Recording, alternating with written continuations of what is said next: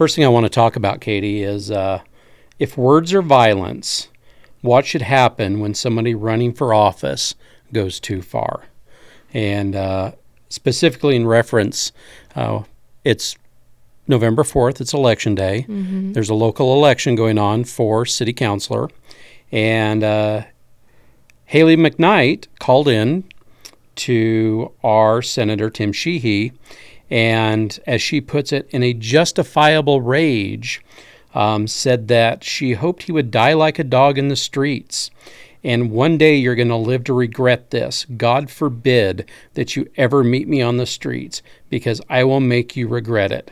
F you, I hope you die. So what do you think? She also in that said that she hopes that he gets cancer and dies of it before he can get any help, and a lot of other things. I think it's quite interesting having that coming from a very obvious liberal. I mean, she's running in a nonpartisan race, but it doesn't take much scrolling through like her social media to find her wrapped up in a pride flag. So I think another important thing to point out is that she called in and left this voicemail back in, I think it was June. July is what I had. Yep. Okay. And it wasn't until recently, like a matter of days, that it became public. And so I think Sheehy's staff found it a little while later. They said that they reported it to law enforcement, as one does when a political figure is threatened. Well, and to the timing on it, she said that the Sheehy camp is using this to, quote, bully and harass me. Mm-hmm. Now, it came out, I think, yesterday, a little bit today. It's kind of gained as a snowball effect. 30% of the ballots have already been sent in for this election. So this information came out. We're well down the road to counting ballots at this point. And it's that idea of victimhood. So this really kind of irked me. This is the part that really set me off, is it's like getting picked up for drunk driving, and then you're really mad when the police report goes public, right? Yeah. There's no indication that maybe I shouldn't have said that. You know, there's no apology on the field. It's I'm mad that it became public. Mm-hmm. And that's the part that I'm really frustrated with. And, you know, we live just outside the city limits, so we can't vote in this election. We're in the county, Lewis and Clark County. I don't want this kind of person representing me, Katie.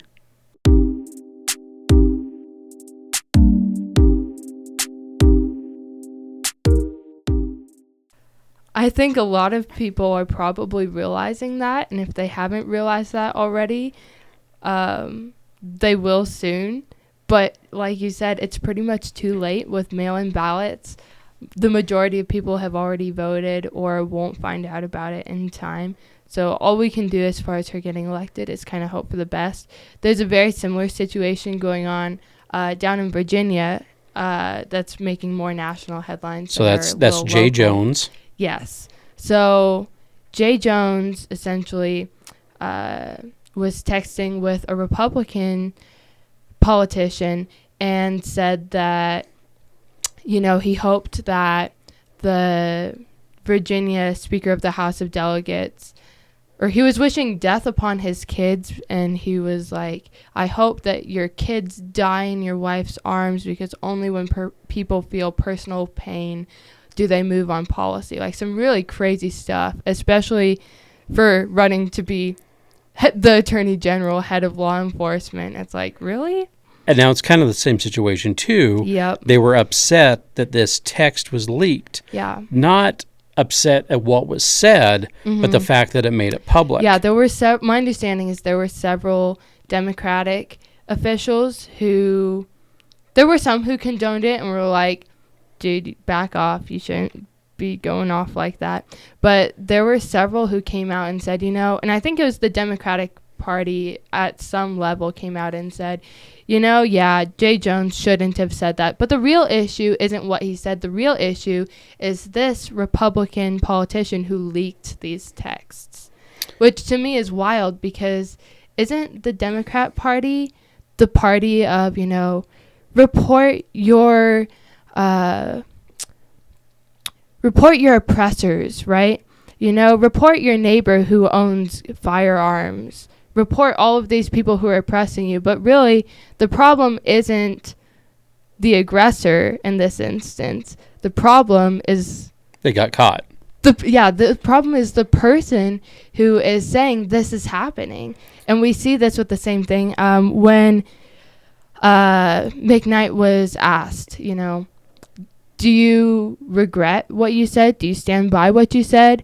She, like you mentioned earlier, said that it was a justifiable rage. And her one regret was she wishes that she didn't curse so much. Yeah.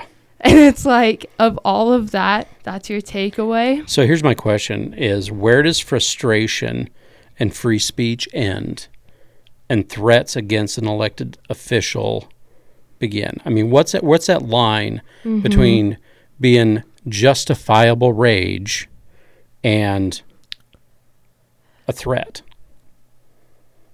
Especially if you're an elected official or hope to be so one, I don't think there is such thing as justifiable rage. I think you should always have a certain level of respect for people in authority, even if you disagree with them. And her issue was that she was upset that he voted for the big, beautiful bill, right? What does wishing death upon him have to do with the policy itself? Nothing. If she were to come and say, here's some statistics, here's what I think, seeing that you are my official who's representing me, I would like to make my voice heard. This is my belief. This is what I would urge you to do. I think that's a much better and honestly more effective way to handle disputes over policy. So that your question of where that line is, I don't think it's as wishy-washy as people are making it out to be right now, because to me it all comes down to you need to have a level of respect for those in authority. When I go back to, last year when we were talking about the selling of public lands, and, I was working the phones, I was making calls, I was sending emails to not only our legislators, but to other states' legislators like Mike Lee, who was trying to push this whole thing. And you're respectful, right? You're like, I disagree with what you're trying to do. Here's why, but to threaten somebody over something like that. Yeah. Not only is it not okay as a citizen to lose your cool like that, but then to turn around and you're running for office.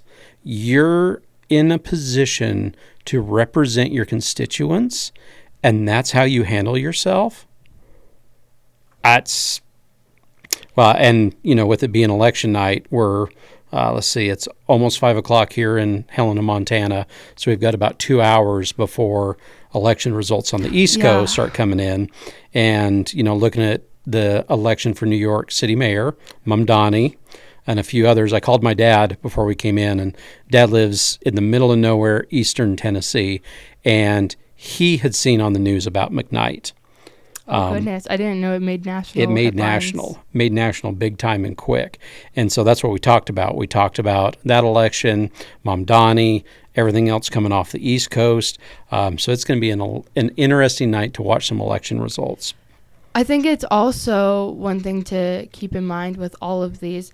I think those are the big three to be talking about right now for at least this podcast episode. It's McKnight, Jay Jones, and Mamdani.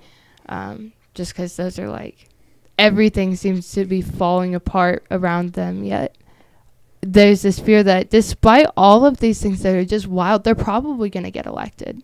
Yeah. I know Jay Jones is almost a guaranteed win. Mamdani, we'll see. I don't know.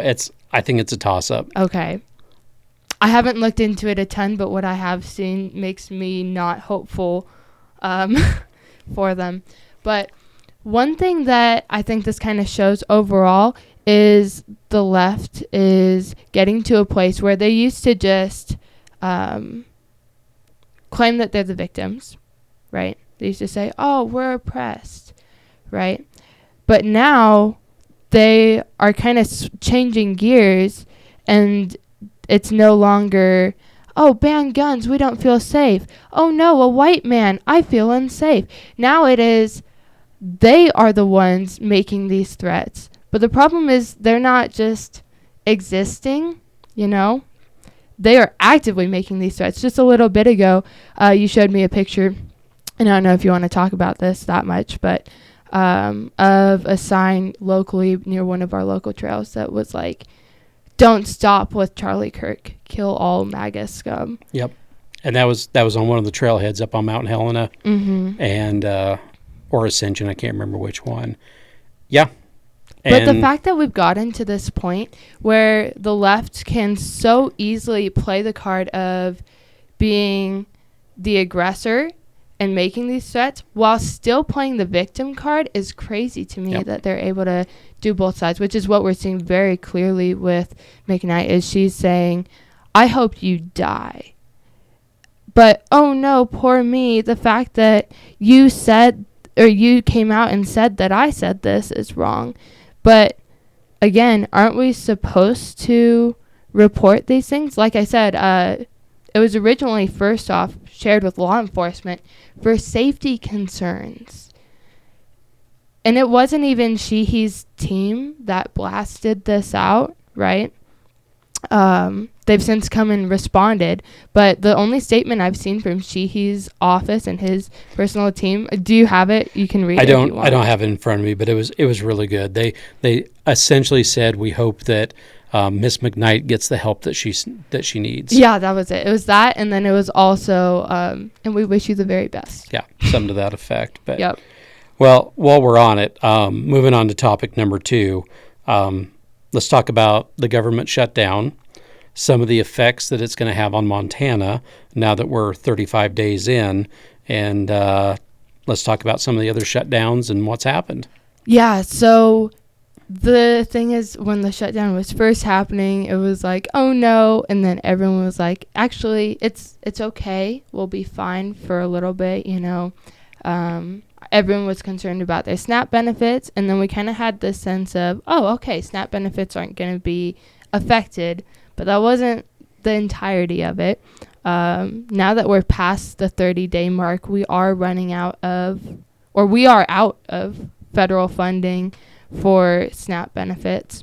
And so it's kind of down to the states, is my understanding. And so my understanding of it is some states have a little bit of a cushion fund that they're able to use. Some don't. Some are choosing not to as well, because at any point, a lot of these states can step in with state budget and backfill it. But from a larger perspective, this is the 11th shutdown. Yeah. It ties the record for the longest at 35 days. And that's today. That's today, so it's going to go longer than that, which matches Trump's other shutdown in 2018. So both of the longest ones. Some have been as short as a day. A lot of them been the 5-day, 10-day. But just to watch the rhetoric coming out of Washington right now from the Democrats is mind-boggling. So, there's a certain senator that I follow that used to own a brewery in the state of Colorado. And I've met the guy several times at brewery events back when I was in the beer business. And the stuff that he is espousing is absolutely ridiculous. And he's Democrat, I'm assuming? He's a Democrat. And it's absolutely around, this is all the Republicans' fault. And what people just don't understand, and we talk about the uneducated voter here, is it's a filibuster, right? The House did their job. It's sitting at the Senate, and you have Democrats who are filibustering, allowing this to go through because they want benefits reinstated for the Affordable Care Act that will go towards illegal aliens, and it's mind-boggling. I saw just a few days ago that Senator Chuck Schumer posted something and was like, it's been 30-something days, maybe 40, I don't remember the number, since the House Republicans have done their job. Get back to work. And I remember sitting there with my mom, and we were laughing. We're like, well, they did their job.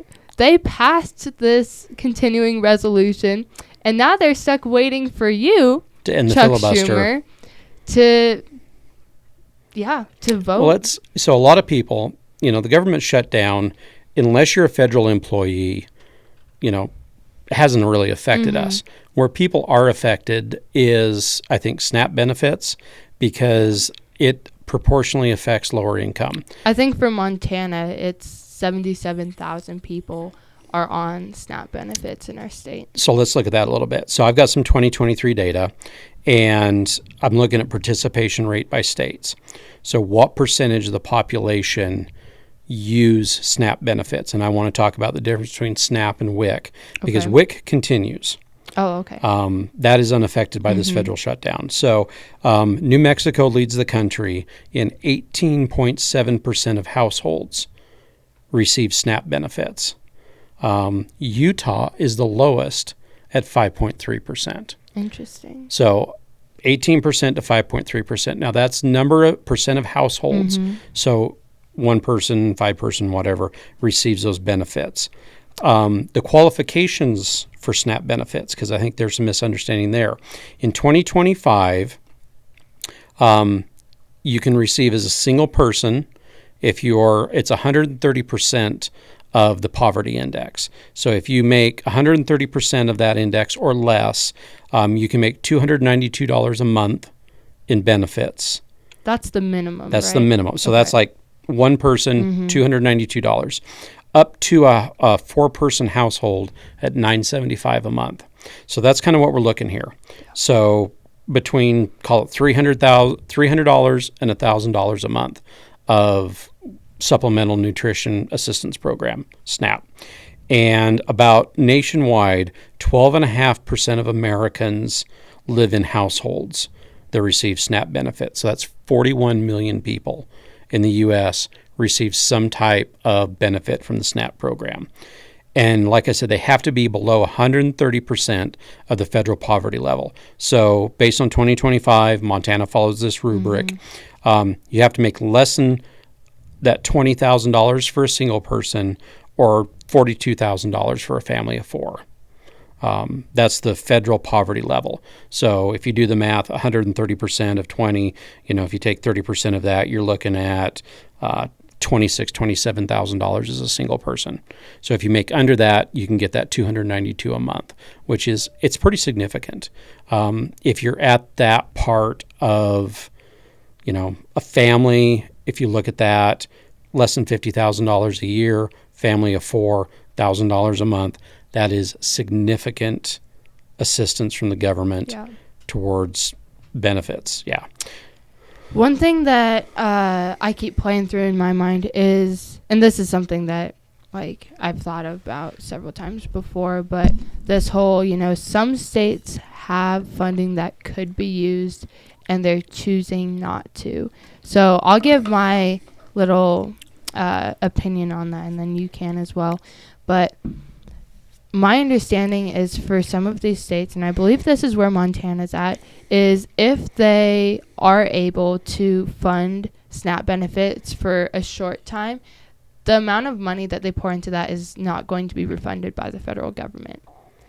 And the majority of these states don't have that big of a cushion. Like I said, for Montana, that's 77,000 people, individuals who are on SNAP benefits. And if the number I keep hearing thrown out is like 800, right? If you have to give $800 to every one of those 77,000 people in Montana, that's just not feasible for the state government. And also, once the continuing resolution is passed, those SNAP benefits, if it follows all the other shutdowns, are backdated. Oh, okay. So if you didn't receive SNAP benefits for November, in November, if we get a continuing resolution or a budget, which will probably never happen on a budget end, you would still receive those November benefits. And it's not like the SNAP program has been turned off. They're like a debit card, so they get credited every month. And if there are outstanding funds on that card, they're still usable. So it's not like everything's been cut off. But what I like to see is, the Blackfoot Tribal Business Council. So we have a lot of Native American tribes, independent nations in Montana. They authorize the culling of part of their bison herd to put into their tribal food bank. I think it was like 15 bison, 3 cattle. They're working with the FWP to do an elk harvest on tribal lands, and all that meat is going into their community food bank. So with things like, community food services and nonprofits, stuff like that, I do like the fact that Montanans are stepping up, and you've got tribal nations which are doing what they're supposed to do and looking out for the welfare of their people. Especially since, I hate to say it this way, but traditionally, the tribal areas have been lower poverty, and so higher poverty, yes, lower income. Yes, that's what I meant. But and so they are the people who are receiving SNAP benefits to a higher extent, or I would say a higher percentage of population. Yeah. And so I agree. It's really good to see people stepping up. I think seeing the community come together to support each other also will help to maybe smooth over some issues that already exist with the SNAP program, because before the shutdown, there were already a lot of issues. I think there's a lot of people who receive federal benefits who probably don't need it. For example, I saw someone on social media the other day, and she was talking about how, people are like, oh, you don't need SNAP benefits. Why are you on it? You're taking away from people who actually do need it. And she's like, sorry, I think she was autistic, right? And she's like, sorry, I'm autistic. That's why. And they're like, but can't you get a job? She's like, I'm autistic. Is there anything you can do to make money? I'm autistic, right? Well, you go to her social media platform, and she's like very viral a lot. She's definitely doing well on her social media platform. And it makes you wonder, if she's able to put that much time and effort into her social media, and she's very clearly making money off of her social media as well, why does she need to be on SNAP benefits? Because I also am like, I'm of the opinion that there's probably very few people who just straight up have no way at all to make money. I think there's probably some way you can do it. That being said, I also think that is the government's role to help uplift those in a lower or who are in a state of poverty, but with the intention of trying to get them picked back up and on their feet. So I think it's touchy, and there's a lot more to it, and I wish we could talk about it more. Maybe we do that on a different podcast, but I think it's important to note that SNAP is not a perfect thing, and it wasn't before the shutdown.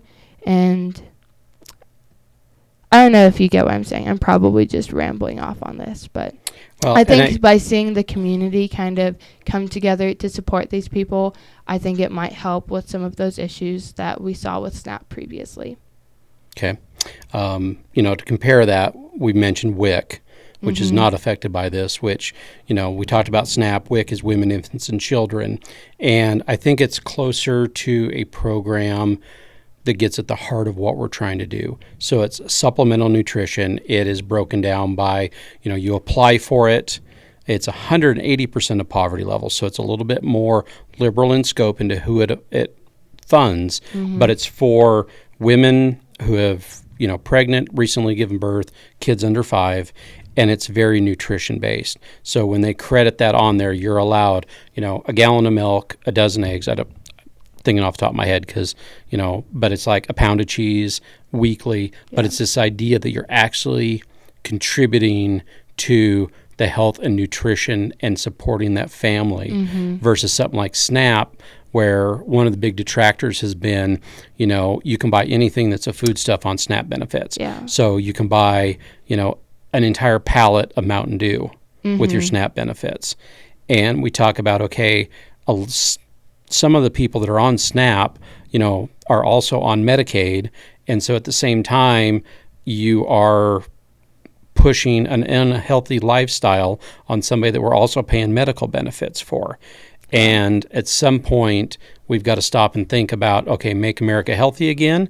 Maybe we need to start with that healthy food. If we're gonna help support people get back on their feet, we need to not only do it through jobs, and I think that's one of the biggest issues we're having right now is these families can't be supported on minimum wage jobs, and there's a difficulty right now, especially in Montana, finding affordable housing and finding a job that can pay your bills.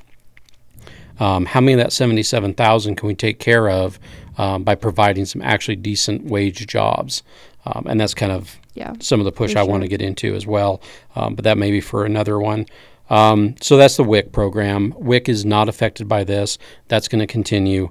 And I'm not sure what the overlap between WIC is and SNAP. I know that SNAP you have to requalify every 6 months to a year. WIC benefits is a much shorter time period that you have to requalify for. So it's not that these are given in perpetuity. You still have to show income, but we also know that's not a perfect answer. Yeah. Another thing that kind of goes alongside the tribes stepping up with their food banks, another thing I would love to see really grow because of this is I would love to see churches step up more and say, okay, cool. Since we know that this is going on, especially coming into like Thanksgiving and Christmas season, I would love to see churches really step up and say, hey, we're going to put a little more effort into our little food bank, our food closet. And it would be great if, the congregation could maybe donate a little more. I think that is a wonderful way for the church to step up. I know you were on the road Sunday, but our church talked about it, that they have a benevolence fund, and they were targeting, talking about some of the federal employees that are on furlough and being able to support that and coming to the church for that help. But then exactly what you said, doing the extra turkey drive and especially this time of year, stepping up to do that. But then you also have local businesses. So Helena, we have Teriyaki Madness, which is kind of a newer business, and they're doing $5 bowls. And it's like anybody can come in, get a $5 bowl if you need it.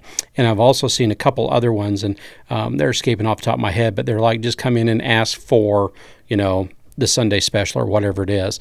And it's a at-cost meal that anybody can come in and ask for. And the idea is if you are hard up on cash, if you are furloughed, if you're having issues putting food on the table, come in and we'll give you a free meal or an at-cost meal, which I love. I love to see our community step up. I think we should be supporting the food bank more. A friend of ours, him and his two daughters, they shot 2 deer last week. Both of those deer went to the food bank for processing. Anytime the FWP, for you guys that don't know, Fish, Wildlife, and Parks, the game wardens, anytime there's a confiscation, that stuff goes directly to the food bank. So I think there's stuff that is uniquely Montana that's in place to help do this. It's not going to substitute that SNAP benefit, but I want to see more community involvement. I want to see a larger stake in churches, businesses, and community organizations stepping up together and supporting people in need and not just this reliance on the government. Especially since it's not something that we can fix. We can't fix the government shutdown on the local level. There's nothing we can do. You can call your local representative if you want at the state level, but they have no authority over it. Really, it comes down to, what is it? Is it 6? I think it's 6 to vote. Yeah, they need exactly to break the filibuster. They need 6 people in Congress to vote, and then we can end the shutdown. And so you can call whoever you want, but really it comes down to those 6 people needing to break through. And so until then, we can't just sit here and, twiddle our thumbs. And I think the community really coming together in such a powerful way is really going to be the answer for that. Because like I said, there's nothing we can do on the local level about it besides just make the best of what resources we have. Step up, help your community. So final thoughts. I'll bring this up. I'm a Wyoming kid, so Dick Cheney, one of Wyoming's own, passed away yesterday at 84. He has some history. Vice president. He held a lot of positions. don't people tend to like say, you know, he was one of the most effective vice presidents we've ever had? Isn't that something typically attributed to I him? could see that. When we talk about, I don't want to necessarily call it a kingmaker, but when you think about that role within government of somebody that, like, I know a guy, a fixer, you know, an influence peddler, Dick Cheney was probably one of the best. So, you know, he was in state government in Wyoming. That's how I originally came across him. My dad knew him from my dad's short time in politics a little bit in the Capitol. And, I mean, unfortunately, he's most famous for what I would say is the first Iraq War, you know, pushing us into that. His time at Halliburton as CEO and president. I think he was CEO or president.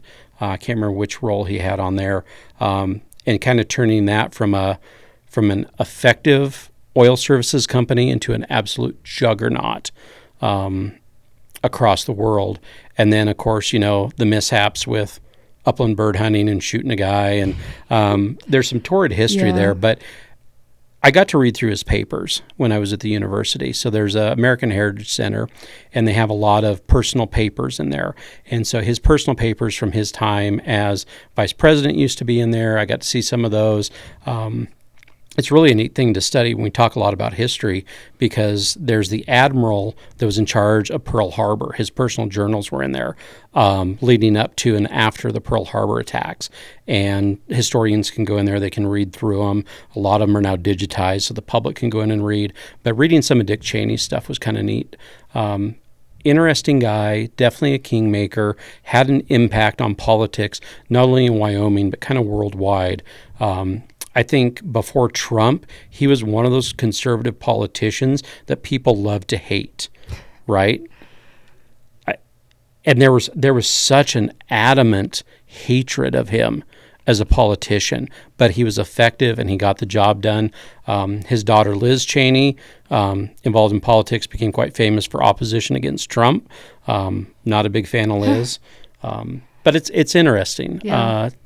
Dead at 84. He lived a long life. I think he had 5 heart attacks. Oh, goodness. Survived through all of them. That's and crazy. It was always kind of funny. One of his favorite quotes, he said, "I'm just happy. I wake up with a smile on my face every morning to have another day," which is a huge dichotomy compared to he was a very serious, grumpy, angular, sharp man.